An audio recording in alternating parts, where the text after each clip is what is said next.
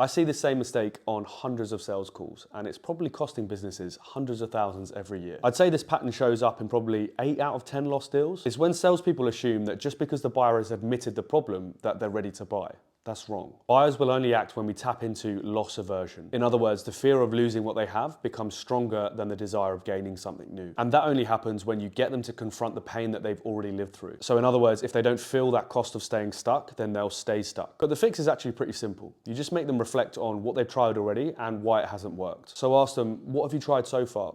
Tell me why that didn't work. And what happens if you don't fix this? It's like if you imagine trying to help someone lose weight, but they'll only ever wear baggy clothes and they completely refuse to look in a mirror. Until they can actually see that real cost, change just feels kind of optional to them, rather than absolutely necessary. So you stack their frustrations. And pain stacking isn't manipulation. You're just helping them to get out of their own way. Show them that staying the same costs way more than changing. And that's when your solution stops becoming a pitch and basically becomes their lifeline. So if you want the exact sequence that I use, comment the word framework and I'll DM it to you.